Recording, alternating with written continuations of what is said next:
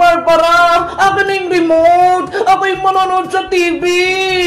Mamaya ka na manood. Pagkatapos ka, panonoorin ko lang yung bagong horror na movie. Nakakatakot na naman. Ayaw ko na natin, Barbara. Kung ayaw mo, edi ako na lang. Ayan! Maganda yan! Nakatakot! Yari! Horror movie na naman! Ahoo! Ate Barbara naman eh! Huwag mo mong katakutin! Matatakutin ka naman, Bebang! Bebang! Barbara! Dito lang kayo bibili lang ako sa tindahan ni Maring Sonia. Ako, Nay! Huwag kayong mag-aaway at huwag din kayong lalabas ng bahay. Opo, Nay! Asya, lalabas na ako. Lagot ka na, Bebang! Ay, nakakatakot! Oh, no! Patay mo na yung TV, Ate Barbara! Ilipot mo na sa kwarto! Nagsisimula pa nga lang Tapusin na natin para may kasama akong manood. Ang dilim! Ano nangyari? Walang ilaw! Ayan! Meron na! Bebang! Barbara! Bakit biglang nawala yung ilaw? Bebang! Sino yung nagsalita? Ewan ko, ate! Pero may tao sa may kwarto! Bebang! Barbara! Ano nangyari? Bakit biglang nawala yung ilaw kanina? Bebang! Si Nanay Bayang! Di ba lumabas na siya kanina? Kaya nga ang sabi niya, pupunta siya sa tindahan. Pero bakit nasa room siya ng kwarto? Baka minamulto na tayo. Ano nangyari sa inyong dalawa? Mukhang takot na takot kayo. Para kayo nakita ng multo. Kasi po, Nay, nanonood kami ng horror movie. Sinabi ko na sa inyo, huwag kayong manood ng nakakatakot. Ayan tuloy, para kayo nakita ng multo. Sabi ko kasi sa'yo, ate, huwag ka nang manood ng horror movie. Natatakot tuloy ako. Patayin nyo na yung TV. Mag-CR lang ako. Ate, sa tingin mo, si Nanay ba yun?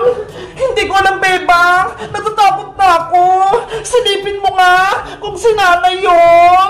Ayoko, ate. Baka multo yun. Nanggagaya lang kay Nanay. Sige na, Bebang. Para malaman natin. Ano ba yun sa Ate Barbara? Ako na lang lagi inuutusan. Dahan-dahan ka lang, para hindi ka marinig.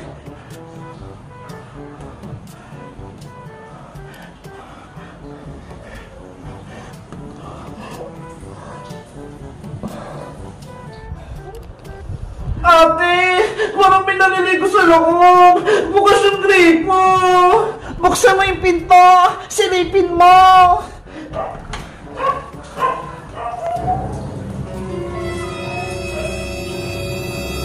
Ate Barbara, walang tao sa loob. Diba? Pumasok si Nanay sa loob ng CR. Bakit wala siya? Kaya nga pero walang tao dito. Wala akong makita. Ano yun? Ate Barbara, may tao. Sino ka? Magpakita ka sa amin! Wala akong makita. Bebang! Sa likod mo! Sino ang hinahanap niyo? Multo! Bebang! Takbo! Ate Barbara, hindi ako makagalaw. Nanginginig yung katawan ko. Pilitin mo kumilos, Bebang! Umalis ka na dyan! Kailangan ko makalis dito. Hindi ka makatakas! Kukunin kita! Bebang! Ate Barbara, tulong! Nauli ako ang doppelganger ni Nanay. Sumama ka sa akin, Bebang!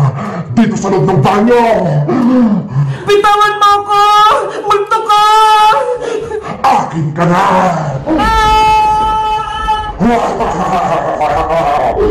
Yari! Si Bebang! Wala na! Ate! Tulong!